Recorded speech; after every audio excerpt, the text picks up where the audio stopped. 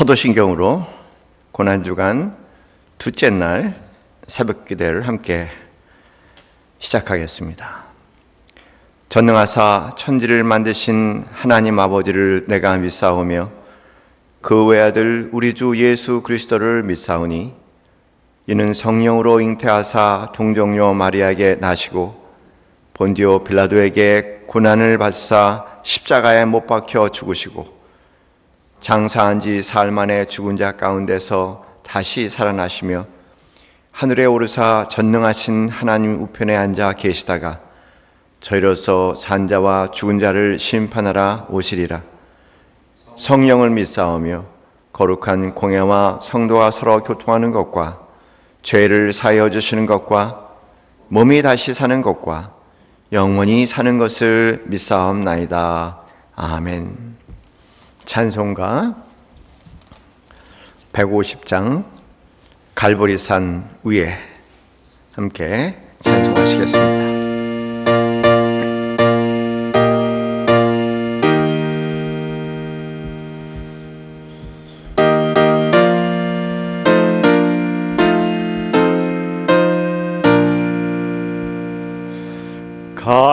갈보리산 위에 십자가 섰으니 주가 고난을 당한 표라.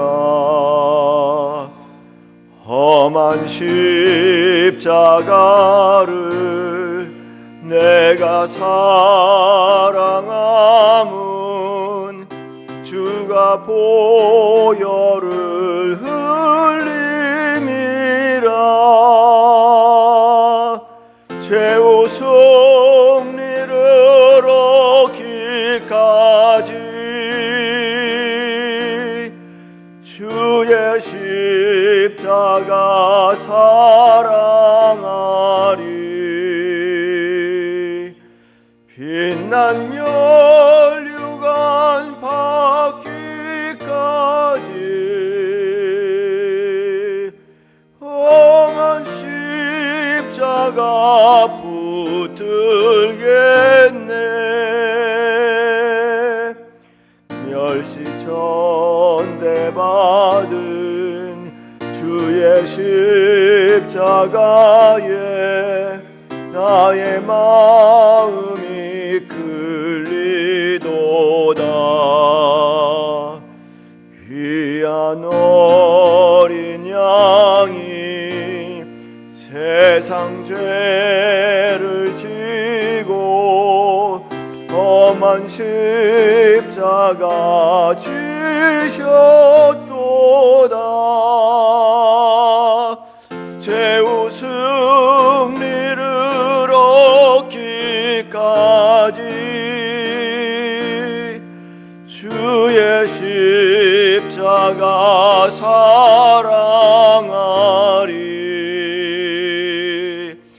빛난 멸류관 받기까지 험한 십자가 붙들겠네. 4절 하겠습니다. 주님 예비하신 나의 본향집에 나를 부르실 그날에는 영광 중에 계신 우리 주와 함께 내가 죽도록 충성하리. 죄우 승리를 얻기까지 주의 십자가 사랑하리.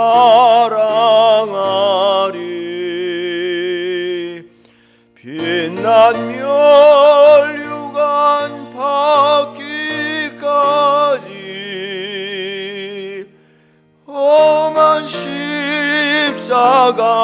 붙들겠네.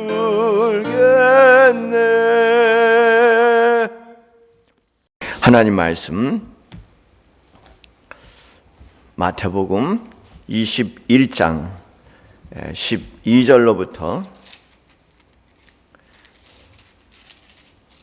22절까지의 말씀 제가 봉독하겠습니다. 마태복음 21장 12절로부터 22절까지 말씀 봉독합니다. 예수께서 성전에 들어가사 성전 안에 매매하는 모든 사람들을 내쫓으시며 돈 바꾸는 사람들의 상과 비둘기 파는 사람들의 의자를 둘러 엎으시고 그들에게 이르시되 기록된 바 내 집은 기도하는 집이라 일컬음을 받으리라 하였거늘 너희는 강도의 소굴을 만드는도다 하시니라.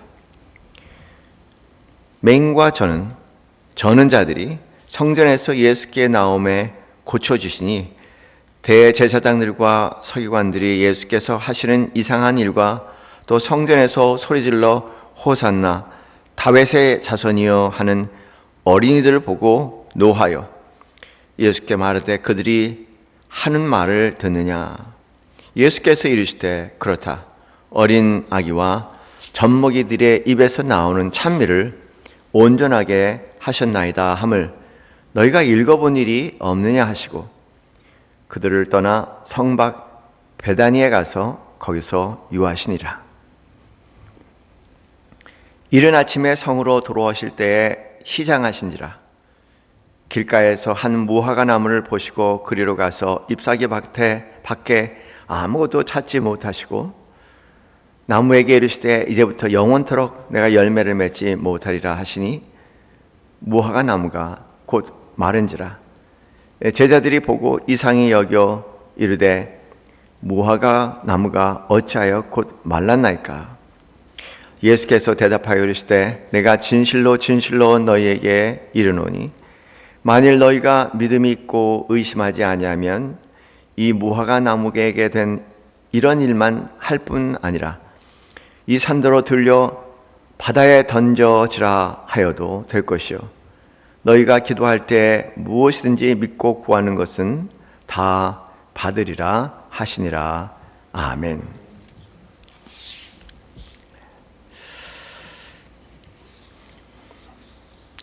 어저께 첫째 날 고난주간 말씀에 제목으로 왕도의 길, 사사로움이 아니고 대의의 고통의 길을 걷는 것에 대한 이야기를 나눴습니다. 오늘은 육신이 아니라 영혼의 수고를 하자,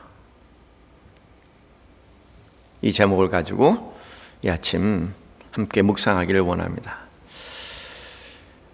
마태복음에서는 예수님께서 이 성전을 정화하신 이 사건을 첫 번째로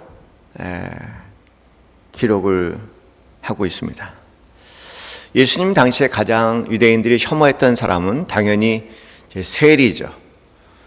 흔히 요새 말로 로마 사람들, 정복자들에게 빌붙어서 그 나라를 팔아먹고 그리고 같은 백성이 유대인들을 착취한 그들은 미움의 대상이고 당연히 증오의 대상이었습니다. 그래서 아마 그 시대 당시들이 제일 미워하는 사람이 누구냐, 없어졌으면 좋겠다라고 생각하는 사람이 누구냐 아마 물어본다면 거침없이 세리들이다, 그렇게 아마 이야기를 하리라 상상을 합니다. 그러나 그들보다 더하면 더했지 그 못지않게 혐오스러운 사람을 찾으라 하면은 저는 세리가 아니라 대제사장과 또 그들을 보조하는 제사장들이 아닐까 그렇게 생각을 합니다. 왜냐하면 그분들 역시 로마인들을 섬기면서 자신의 대제사장과 그리고 제사장들의 위치와 명예를 계속 유지하고 또 그 권력과 부를 사실 부려먹었던 그런 사람입니다. 그들이 세리보다 더 가증스럽다, 그렇게 이야기할 수 있는 것은 세리는 자신은 물론이요 주위 사람들도 부끄러운 존재다. 영혼을 팔아먹고 그리고 육신의 욕망을 위해서 자기 잘 먹고 잘 살기 위해서 하나님과 사람들을 배신한다, 그렇게 얘기할 수 있지만 대제사장과 제사장들은 하나님의 사람이라고 하고 하나님과 백성들의 중보자인 척 하고 가장 거룩한 척 하면서 존경과 대접을 함께 받았다는 겁니다. 그러나 그 내면의 세계는 세리나 그리고 이 대제사장이나 제사장들 다 같은데 어떻게 하면은 좀 더 많이 사람들이 생각하는 성공이라는 것을 오늘날로 얘기하면 아마 돈이라는 것을 끌어모을 수 있을까, 온통 관심이 더 많은 사람들이 아니었나, 그런 면에서 두 사람은 공통점입니다. 그러나 차이점은 세리는 모든 사람들이 아는 것 같이 공공연하게 육신의 일을 도모하는 사람이라고 알려졌기에 아마 겉이나 속이나 같다고 얘기할 수 있겠지만 대제사장이나 제사장들은 그러면은 안 되는 그런 사람 아니겠습니까? 정작 영적인 일을 도모한다고 하는 사람들이 그렇게 하면은 안 되죠. 영적인 일을 수단 삼아서 육적인 일을 도모하는 사람들은 영혼을 팔아먹는, 양심을 팔아먹는 이율배반적인 사람들이다 라고도 생각해 볼 수 있습니다. 심하게 말하면 하나님을 팔아서 육신의 욕망을 이루는 일종의 영적 사기꾼이다 라고까지도 아마 이름을 붙일 수 있지 않을까, 그런 생각을 해봅니다. 주일날 우리가 이사야서 53장 말씀을 함께 읽었는데 53장 11절 말씀에 주님같이 자기 영혼에 수고한 것을 보고 만족하게 여겨 하는 사람들이지만 결코 그렇지 못한 사람들입니다. 아마 어떻게 보면 영혼의 수고라는 것이 무슨 뜻인지도 모르겠죠. 그러니 영혼의 수고한 자들이 누릴 수 있는 신비로운 그런 만족감이라는 것은 더더구나 요원한 것일 겁니다. 여러분, 그런 상상을 한번 해보셨습니까? 2차원의 세계는 뉴라이프 하신 분들은 제가 몇 차례 설명드린 적이 있을 거예요. 2차원의 세계는 평면의 세계죠. 그리고 3차원의 세계는 부피가 있지 않습니까? 가로, 세로, 평면에 높이가 있어서 이제 그런 입체의 부피감이 있는 것을 3차원의 세계라고 그렇게 얘기를 합니다. 그런데 여러분, 그 3차원은 수많은 2차원들로 쌓여 있어요. 3차원을 자르면 한 면이 그냥 2차원의 면이 될 겁니다. 제가 이런 말씀을 드린 이유는 2차원의 세계에 사는 사람들을 상상해 본다면 그들은 3차원의 세계가 무엇인지 영원히 알 수 없을 겁니다. 똑같은 비유로 얘기한다면 아마 3차원의 세계와 또 4차원의 세계를 생각해 볼 수 있겠죠. 우리가 현재 살고 있는 것이 육신, 이 물질과 더불어 육신이 살아가는 이 가시적인 세계를 3차원이라고 얘기한다면 영적인 세계를 4차원이라고 얘기하는데 우리 모두 다 3차원에 익숙하지만 4차원에 대해서 아는 사람들은 거의 없습니다. 어떻게 보면 물리적인 것들을, 육신의 정역, 육체적인 것들은 3차원의 세계라면은 영적인 것이 4차원의 세계라고 얘기할 수 있는데 아마 3차원의 세계는 세계에 사는 사람들은 그 영혼의 수고나 또는 영혼이 주는 만족감이라든가 이 영적인 세계의 신비를 아는 데는 참 역부족일 거예요. 아마 그분들에게는 소위 현대용어로 얘기하면 넘사벽이다. 넘을 수 없는 4차원의 벽이다. 아마 그렇게 생각할 수 있을 것입니다. 그러니 이사야서 53장 11절 말씀에서 나의 의로운 종이 자기 지식으로 많은 사람을 의롭게 하여야 할 사람들인데도 불구하고 오히려 그 반대의 모델이 되었겠죠. 그리고 그들의 죄악을 친히 담당해야 할 사람이었건만 오히려 그들에게 죄를 더욱더 전가하는 그런 비극적인 사람입니다.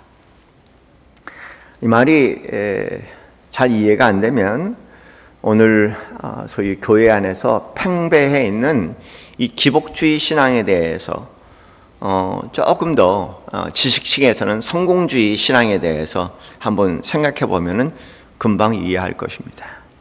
복음의 이름으로 사사로운 개인의 물리적인 축복과 육신의 욕망을 채우는 그것이 마치 복음의 능력처럼 전하는 기복주의나 성공주의 교회 안의 지도자들의 모습, 또 그들을 따르는 추장자들을 상상해 보면은 이게 어떤 모습인지 그려질 수 있지 않을까 그런 생각을 합니다. 그 모습을 보고 예수님께서 성전을 정화하셨습니다.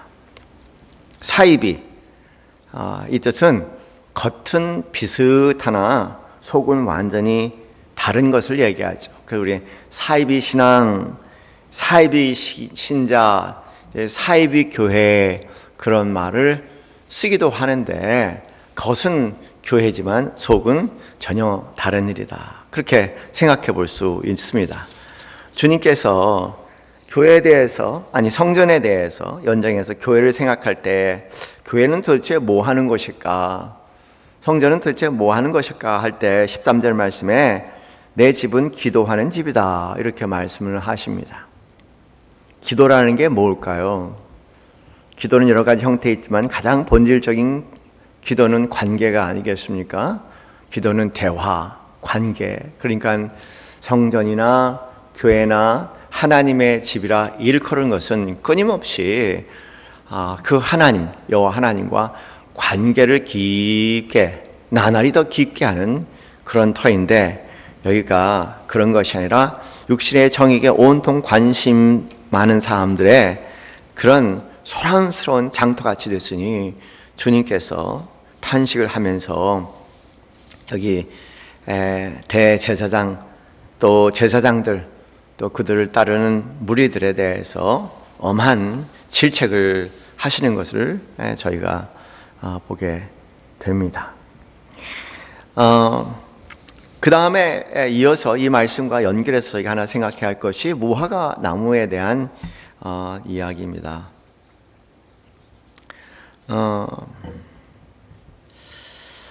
이 무화과 나무, 여러분 요새 우리가 포도나무에 대해서 말씀을 나누고 있는데 이스라엘을 상징하는 세 가지 나무다. 그러면 이제 무화과 나무, 포도나무, 그리고 이제 감람나무를 이야기를 하지 않습니까? 포도나무 이야기했고 열매를 맺지 못하는 것에 대한 얘기를 했고 오늘 본문의 말씀은 또 무화과 나무에 대한 얘기가 나오죠.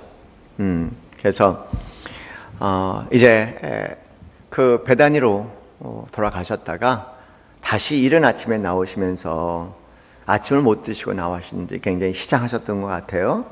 마침 길가에 큰 무화과 나무를 보게 됩니다. 당연히 저기에 굶주린 배를 장시로 달랠 수 있는 그런 이제 무화과 여러분 먹어보셨습니까? 이렇게 깨물면은 그 부드럽고 달콤한 그런 무화과 그걸 기대하셨던 것 같아요. 그래서 가서 이제 보셨더니 아주 이파리만 무성하다 이렇게 기록을 하고 있어요. 이파리만 무성했다. 그래서 이제 예수님께서 나무에게 이르셨죠. 이제부터 영원토록 내가 열매를 맺지 못하리라 이렇게 얘기했습니다. 제자들이 참 우리 선생님 요새로 얘기하면 4차원이다 막 그렇게 얘기했을지도 모르겠어요. 이 무슨 무화과 나무를 보고 이렇게 말한들 무슨 소용이 있겠습니까? 참 우리 선생님 참 알 듯 모를 듯 참 4차원 엉뚱한 분 같다 그렇게 생각했는데 이게 웬일이에요? 무화과 나무가 말랐습니다. 20절 말씀을 보니까 제자들이요 이상히 여겼다. 이르되 무화과 나무가 어찌하여 곧 말랐나이까 그렇게 좀 이야기를 하고 있죠. 아마 이상이란 표현에는 경이롭다 또 더 나아가서는 경외로움까지 가졌던 것 같아요. 어떻게 이런 일이 있을 수 있을까? 그리고 어떻게 보면 예수님의 신성을 본 듯 굉장한 두려움과 떨림이 아마 있었을 것입니다. 근데 예수님께서 대답하여 이르시되 내가 진실로 진실로 너희에게 이르노니 만일 너희가 믿음이 있고 의심하지 아니하면 이 무화과 나무에게 된 이런 일만 할 뿐 아니라 이 산더러 들려 바다에 던져지라 하여도 될 것이다 말씀하시면서 22절에 너희가 기도할 때 무엇이든지 믿고 구하는 것은 다 받으리라 하시니라 이렇게 이제 말씀을 하십니다. 이 말씀 하나님 말씀이 이제 오도되고 남용되는 경우가 많은데 저는 개인적으로 이 말씀도 그 중에 하나라고 생각을 합니다. 흔히들 이 말씀을 들어서 기도에 대한 본문으로 많이 사용하는 것 같아요. 기도만 열심히 하면 맹목적인 기도라도 기도만 열심히 하면 된다. 그리고 육신의 욕망이라도 무조건 매달리면 믿음을 갖고 매달리면 주신다. 뭐 그런 형태로 흔히 이제 기복주의적인 그런 복받는 기도에 대한 말씀으로 오늘 본문 말씀이 많이 이용되지 않나 하는 생각이 남용되지 않나 생각이 듭니다. 뭐 그런 부분이 있을 수 있겠지만 그렇게만 해석된다는 것은 분명히 본문 말씀에 대한 남용이라고 생각합니다. 제가 볼 때 이 말씀은 전체 이 문맥 안에서 볼 때 굉장히 이 기도라는 표현이 좀 낯설지 않습니까? 이 문맥 안에서 볼 때 이걸 뭘 얘기하냐면 말씀의 권위를 얘기하죠. 예수님의 말씀의 권위. 그렇지 않습니까? 전체 18절부터 22절까지 무화과 나무 마르다 이 내용을 살펴보면은 예수님의 권위, 권세, 예수님의 말씀의 권세에 대한 그런 말씀이 그 주된 저는 내용이라고 생각을 합니다. 그런데 그 차원을 넘어서 이 말씀은 더 큰 의미를 저는 가지고 있다고 생각해요. 앞에 그 성전을 깨끗게 하는 사건과 또 연관성이 있는 이제 말씀이라고 저는 그렇게 생각을 합니다. 어제 우리가 요한복음 12장 12절부터 36절까지 살펴봤습니다. 12장 23절에서 요한복음 이런 말씀이 기록되어 있죠. 예수께서 대답하여 이르시되 인자가 영광을 얻을 때가 왔도다. 인자가 영광을 얻을 때가 왔도다. 내가 진실로 진실로 너에게 이르노니 한 알에 밀이 땅에 떨어져 죽지 아니면 한 알 그대로 있고 죽으면 많은 열매를 맺느니라. 예수님께서 이제 내가 죽을 때가 됐다 이렇게 말씀을 하세요. 그 영광을 받을 때가 됐다 이렇게 얘기하시죠. 흥미로워 죽을 때가 됐다라는 영광을 받을 때가 됐다 이런 말씀을 하시는데 이 때가 도대체 뭘까? 이 때가 뭘까? 바로 그 앞에 이미 말씀하셨어요. 요한복음 12장 20절부터 22절까지의 말씀 보면은 예수님께서 때라고 말씀한 영광을 얻을 때라고 말씀이 때에 대해서 분명히 말씀하고 계시죠. 20절 말씀에 명절에 예배하러 올라온 사람 중에 헬라인 몇이 있는데 헬라인 이방인이죠. 예루살렘에 예배 올라오는 사람 가운데 헬라인이 이방인들이 있었다는 겁니다. 그들이 갈릴리 벳세다 사람 빌립에게 가서 청하여 이르되 선생이여 우리가 예수를 배우고자 하나이다 이렇게 얘기를 하죠. 이방인이에요. 이방인이 찾아와서 예수님을 만나기를 원한다는 겁니다. 그리고 이어지는 말씀이 예수님께 그 말을 여쭸더니 예수님께서 바로 대답해서 읽어드린 24절 말씀처럼 예수께서 대답하여 이르시되 인자가 영광을 얻을 때가 됐다 이렇게 말씀하시죠. 이 말씀이 뭘 얘기하냐? 감람나무는 또 포도나무나 또 여기 무화과 나무는 이스라엘을 상징한다고 얘기했습니다. 그러니까 이스라엘의 상징하는 이게 열매가 맺지 않는다. 그럴 때 요한복음에서 가지치기 하겠다고 말씀하시고 오늘 본문에서는 무화과 나무를 말라 죽겠다는 얘기나 같은 맥락 아니겠습니까? 하나님께서 쉐키나 하나님의 임재의 영광을 이제까지 오직 이스라엘 백성들에게만 비춰주셨는데 이제 하나님의 원대한 뜻, 오랫동안 가졌던 하나님의 뜻이 펼쳐지기 위해서 온 이방에 하나님의 말씀을, 하나님의 임재하심을 허락하시는 그때가 됐다. 그래서 예수님께서 이렇게 십자가를 지실 때가 됐다 말씀하시죠. 온 인류를 위한 위대한 선포의 말씀입니다. 이 말씀 가운데 거두겠다, 그리고 선포하겠다. 이스라엘에서 거두고 그리고 이방인에게 복음이 주인공이 되게 하겠다. 이 말씀은 굉장한 저는 경고의 말씀입니다. 성전 깨끗게 하시는 이 주님의 모습, 또 여기에 무화과 나무를 말리는 이 모습, 이 모든 이 상징 가운데서 단 하나 얘기한다면 영혼의 수고를 해야 할 내 백성이 나를 이용해서 물리적인 탐욕과 안목의 정욕과 이생의 자랑과 육신의 정욕만을 채우고자 하는 나를 도구 삼고 나를 수단과 방법으로 나를 물건같이 대한 그거에 대한 하나님의 분노가 하나님과 깊은 관계 가운데 들어가야 할 그 백성들이 영혼의 수고를 해야 할 그 백성들이 영혼의 육신의 수고에만 머물고 있는 그 모습을 보면서 촛대를 옮기시겠다 그렇게 말씀을 하십니다.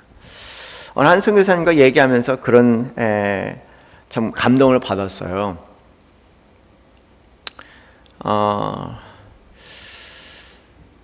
제가 선교지에 있으면서 엄청나게 핍박과 고통 가운데 주님을 지키는 그 영혼의 수고하는 사람들을 바라보면서 우리나라의 기독교인들을 바라보면서 하나님이 촛대를 옮기실 때가 되지 않았나라는 생각을 하게 됩니다. 제가 그 말에 대해서 너무 가슴이 찔렸던 것은 한 8년 전에 제가 산동에 있는 지하교회 지도자들과 한 2주 동안 같이 시간을 보내면서 저에게 주어진 내용을 가지고 교제를 했습니다. 그런데요, 그들의 눈망울이 덜 선망해. 내가 진짜 예수 믿는 것이 이거구나. 다른 거 다 뺏기고 없어도 내가 예수 믿는 거 이거 하나 때만 이것만 있다면 그게 한마디 한마디 떨어뜨리는 걸 흡사하는 것을 보면서 이분들이야말로 영혼의 수고와 영혼의 그 수고하는 자의 맛이 뭔지를 아는 자들인가 그런 생각을 하면서 참 두려웠습니다. 이렇게 편하고 이렇게 풍요한데도 감사와 그리고 행복을 모르고 더더더 늘 부족감 가운데 살아가는 우리 한국의 기독교를 바라보면서 그때 제 마음에 하나님이 촛대를 걷어갈 때가 되지 않았나라는 생각을 했었는데 그 선교사님의 말씀을 들으면서 다시 제 마음에 이런 말할 수 없는 두려움이 생기더라고요. 코로나 바이러스, 여러 가지 우리나라의 정치적인 이 선상들을 바라보면서 그런 마음이 제 마음에 더 깊은 두려움으로 자리합니다. 사랑하는 성도님들, 이 영혼의 수고 우리 주님이 하셨던 거예요.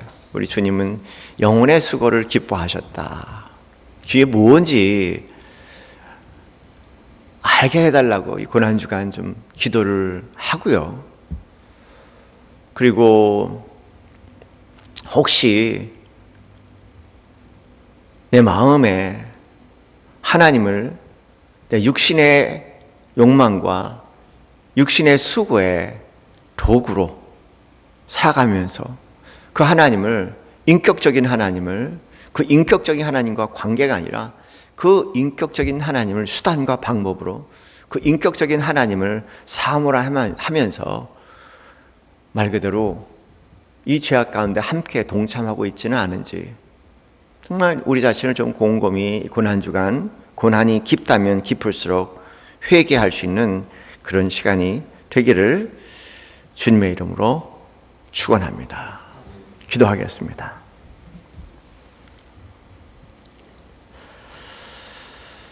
하나님,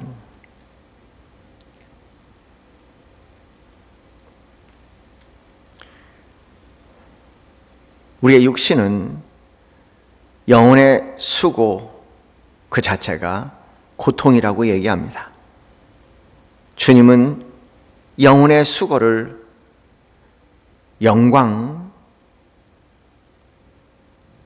내가 영광을 받을 때가 됐다고 말씀하십니다.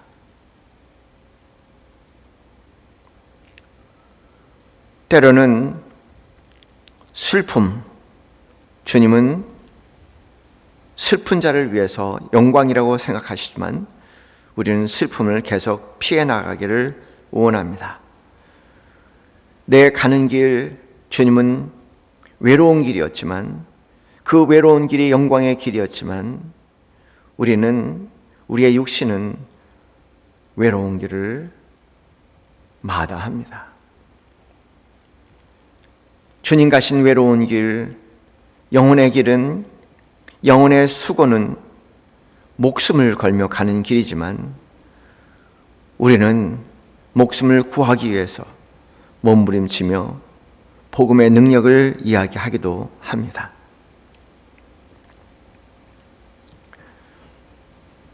고종이 시인의 상한 영혼을 위하여서 기도처럼 상한 갈 때도 하늘 아래선 한 계절 넉넉히 흔들리거니 뿌리 깊으면야 밑둥 잘려도 샷은 돋거니 충분히 흔들리자 상한 영혼이여 충분히 흔들리며 고통에게로 가자.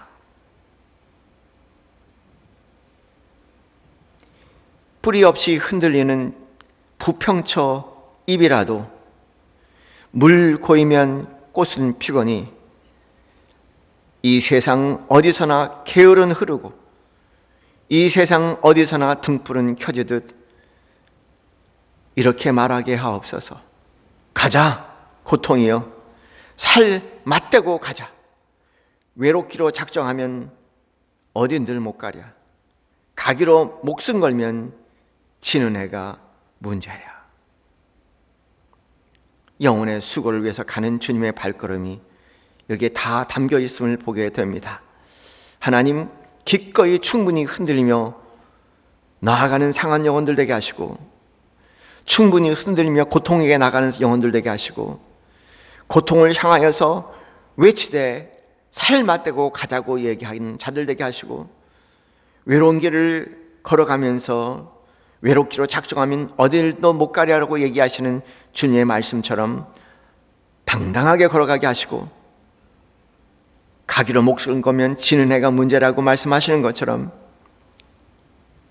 주님처럼 목숨 내놓으면 십자가가 문제라고 말씀하시는 주님 묵상하면서 고난주간 새로운 영혼들, 영혼의 수고를 깨우치는 참으로 평생에 잊지 못할 시간 되게 하여 주옵소서. 이제는 우리 주 예수 그리스도의 그 크신 은혜와 하나님 아버지의 지극하신 사랑과 성령님의 교통교감하시니 영혼의 수고를 위해서 오늘도 몸부림치는 하나님의 거룩한 백성들이 되기 소원하는 우리 남설 예수께 모든 성도들 지체 위에 지금부터 영원까지 함께 있기를 축원하옵나이다. 아멘.